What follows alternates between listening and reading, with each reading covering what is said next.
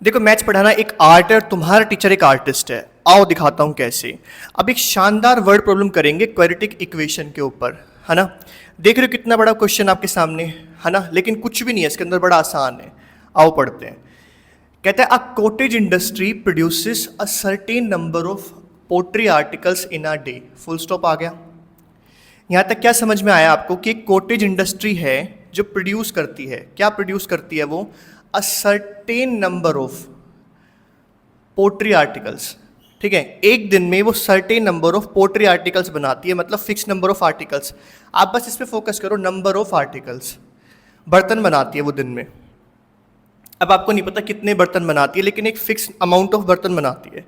ठीक है, fix number of बर्तन बनाती है एक दिन के अंदर। ठीक है, वो हमें नहीं पता। आगे देखो, it was observed on a particular day. अब एक खास दिन पर ये ऑब्जर्व किया गया that the cost of production, की जो कॉस्ट ऑफ प्रोडक्शन है, मतलब जो प्रोड्यूस करने का खर्चा है, उन बर्तनों को बनाने का जो खर्चा है, ऑफ ईच आर्टिकल, ईच मतलब हर एक बर्तन का जो खर्चा है बनाने का, इन रुपीज़ पैसे में, was 3 more than twice the number of articles produced on that day. तो जो कॉस्ट ऑफ प्रोडक्शन आपके पास में निकल के आया एक बर्तन का, वो जो है वो 3 ज़्यादा है, डबल करके किसका, नंबर ऑफ आर्टिकल्स का जो उस दिन प्रोड्यूस हुए थे। आगे देखो, if the total cost of production on that day was ₹90, find the number of articles. देखो अभी तक आपने जैसे भी क्वेश्चन को पढ़ा, समझ में आया नहीं आया, यहाँ तक आपको ये जो वर्ड मिलेगा ना फाइंड, इस पे फोकस करना सबसे पहले। आ रहा है समझ में? आपका पूरा फोकस इस वर्ड पे होना चाहिए, फाइंड। क्या फाइंड करने को बोल रहा है? The number of articles produced, the number of articles produced. अब ये वाला वर्ड पहले आया था यहाँ पे, नंबर ऑफ आर्टिकल्स। तो बस आपको क्या करना है, लेट करना है, let the number of articles produced is equal to X. आ रहा है समझ में? आपने क्या किया, let the number of articles produce को आपने क्या मान लिया, एक्स मान लिया। क्या मान लिया? एक्स मान लिया। ओके, आगे देखो, and the cost of each article, और हर एक आर्टिकल के आपको कॉस्ट निकालनी है। अब चाहे तो कॉस्ट ऑफ ईच आर्टिकल को हम वाई मान सकते हैं, लेकिन ये क्वाड्रेटिक इक्वेशन की वर्ड प्रॉब्लम है, तो आपके पास में होता क्या है, स्टैंडर्ड फॉर्म होती है ये ax² + bx + c = 0। ये आपकी स्टैंडर्ड फॉर्म होती है। तो आपको एक ही वेरिएबल पर रहना होता है, दूसरे वेरिएबल पर आप शिफ्ट नहीं कर सकते। आ रहा है समझ में? तो नंबर ऑफ आर्टिकल्स जो प्रोड्यूस हुए थे उसको हमने क्या मान लिया, x। अब देखो हमें क्या निकालना है, कॉस्ट ऑफ ईच आर्टिकल। अब ध्यान दो, मैंने यहाँ पे लिखा कॉस्ट ऑफ ईच आर्टिकल।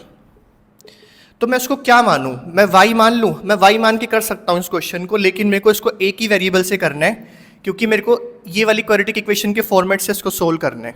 आ रहा है समझ में? तो मैं कोई और y लेट नहीं करने वाला यहाँ पे। तो मैं करूँ क्या, देखो ध्यान से समझो।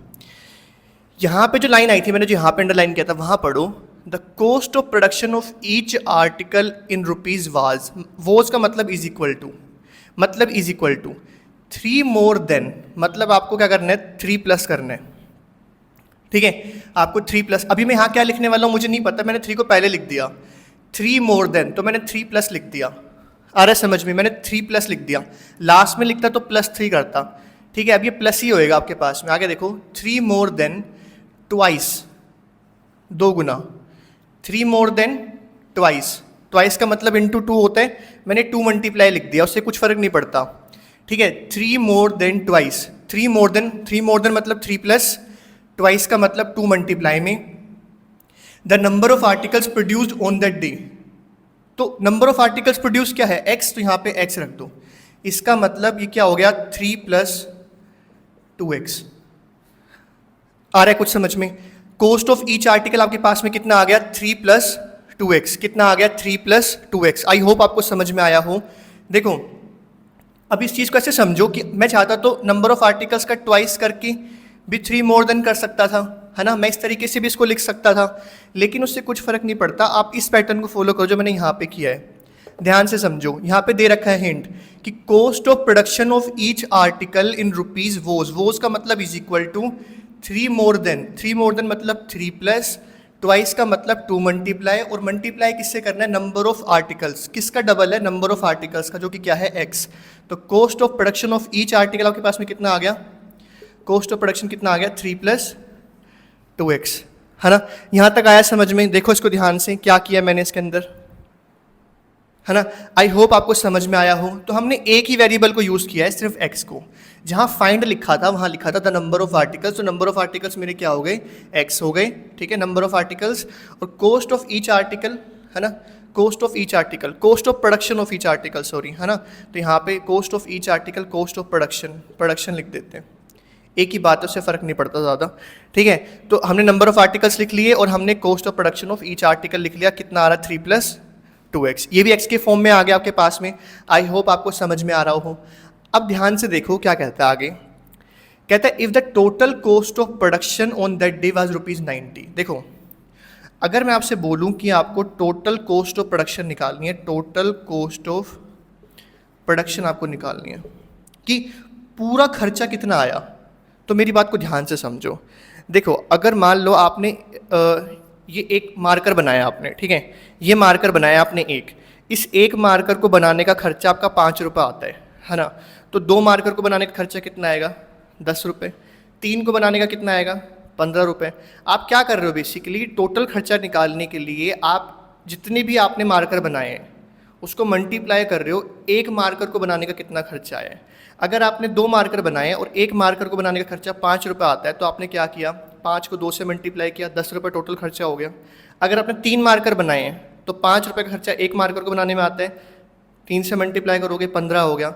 इस तरीके से चल रहा है, ठीक है। तो टोटल कॉस्ट ऑफ प्रोडक्शन जो है वो टेक्निकली क्या होना चाहिए कि नंबर ऑफ आर्टिकल्स जो हैं, कि उस दिन जितने भी बर्तन बनाए गए उसको मल्टीप्लाई कर दो। जैसे जितने भी मार्कर मैंने बनाए उसको मल्टीप्लाई कर दो किससे, कॉस्ट ऑफ प्रोडक्शन, जो प्रोडक्शन का खर्चा आया ऑफ ईच आर्टिकल का। आ रहा है समझ में? तो टोटल कॉस्ट ऑफ प्रोडक्शन आपके पास में क्या आएगी कि जितने भी आपने बर्तन बनाए मल्टीप्लाई एक बर्तन को बनाने का कितना खर्चा आया, एक बर्तन को। तो ये एक बर्तन आपके पास यहाँ आ जाएगा और नंबर ऑफ आर्टिकल्स यहाँ पर आएगा। तो टोटल कॉस्ट ऑफ प्रोडक्शन आपको तो कितना दे रखा है, 90। तो मैं इसकी जगह पे 90 लिख लेता हूँ, is equal to number of articles कितने बने थे, x, तो यहाँ पे x लिख लो, multiply cost of production of each article, एक बर्तन को बनाने का खर्चा कितना है, 3 + 2x। तो ब्रैकेट में लिख लो 3 + 2x। यहाँ तक नोट करो इसको, फिर इसको हम सिंप्लीफाई करते हैं, सोल्व करते हैं, ठीक है। नोट करो इसको,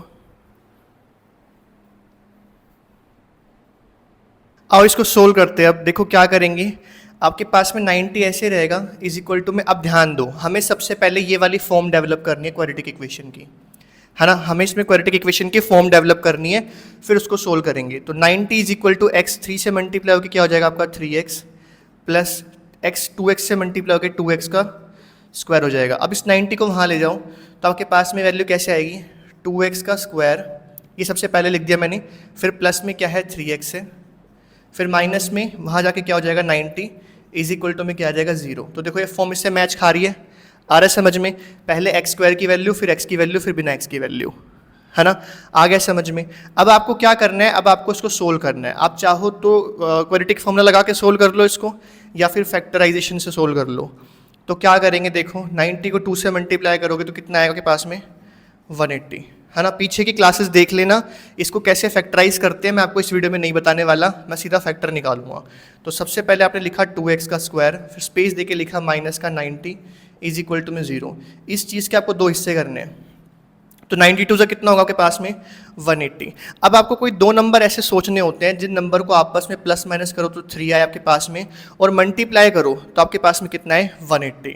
तो फैक्टर क्या होंगे इसके, 12 × 15, ठीक है। 12 × 15 कितना होगा आपके पास में 180, और 12-15 का गैप कितना देता है आपको, 3 देता है। तो प्लस की वैल्यू बड़ी चाहिए होगी हमें, प्लस का 15x और माइनस का 12x, प्लस माइनस माइनस, हमें माइनस का ही 180 चाहिए था एक्चुअल में। तो अब देखो ये 2 वैल्यू हमारे पास में इस तरीके से हो जाएंगी, एक ये और एक ये। आप फैक्टर बना लो। अब ऐसे मत सोचा करो कि इसको आगे रखोगे इसको पीछे रखोगे तो ये सोल्व हो पाएगा, कॉमन निकल पाएगा, ऐसा ज़रूरी नहीं है। एक तो फ्रैक्शन में आएगा। तो देखो यहाँ से क्या कॉमन निकलता है आपके पास में, x कॉमन निकलता है, ब्रैकेट में क्या आएगा 2x + 15, ठीक है। कितना आएगा, यहाँ से क्या कॉमन निकलेगा, x कॉमन निकलेगा बस, और कुछ कॉमन नहीं निकल सकता। यहाँ से आएगा 2x + कितना 15। अब यहाँ पे देखो -12x और -90, यहाँ पे आपके पास में बड़े से बड़ा क्या कॉमन निकल सकता है, तो आप 6 कॉमन निकाल सकते हो यहाँ पे। है ना। तो आप 6 कॉमन निकालोगे तो माइनस का 6 कॉमन निकलेगा, ब्रैकेट में क्या आएगा आपके पास में 2x आएगा, माइनस से माइनस कॉमन निकलो तो यहाँ प्लस आएगा आपके पास में, है ना। 6 के टेबल में 90 कितने पे आएगा 15 पे, यहाँ 15 आ जाएगा, इज इक्वल टू में 0। अब देखो ये ब्रैकेट सेम बन गए आपके, है ना, ये पूरी एक वैल्यू, ये पूरी एक वैल्यू। तो क्या करोगे इसमें से 2x प्लस 15 को कॉमन निकालोगे, 2x प्लस 15 को जब तुम कॉमन निकालोगे तो अंदर क्या आएगा x minus 6 is equal to 0। तो आपके पास में इसको सोल्व करके x की दो वैल्यू आएंगी, एक वैल्यू आएगी माइनस 15 अपॉन में 2, है ना। जब आप इसके इज इक्वल टू में 0 लोगे, जब इसके इज इक्वल टू में 0 लोगे तो x minus 6 is equal to 0 करके x आपका कितना मिलेगा 6, x आपका कितना मिलेगा 6। ठीक है, ये हमारा आंसर नहीं हो सकता क्योंकि हमारे नंबर ऑफ आर्टिकल्स फ्रैक्शन में प्रोड्यूस कैसे हो सकते हैं। हम किसी बर्तन को आधा थोड़ी बना के बेचेंगे, पूरा बना के तो बेचेंगे, वरना कौन खरीदेगा उसको। इसका मतलब हमारा सही आंसर कितना है 6। तो इसने बोला था find the number of articles, तो नंबर ऑफ आर्टिकल्स जो प्रोड्यूस हुए थे वो हमारे पास में कितने आएंगे 6। कितने आएंगे 6। यहाँ तक नोट कर लो इसको, फिर मैं आपको क्लोजिंग स्टेटमेंट लिखवाता हूँ इसकी। अब देखो x की वैल्यू 2 आई थी आपके पास में, एक फ्रैक्शन में आई थी, तो फ्रैक्शन वाली को हमने इग्नोर कर दिया।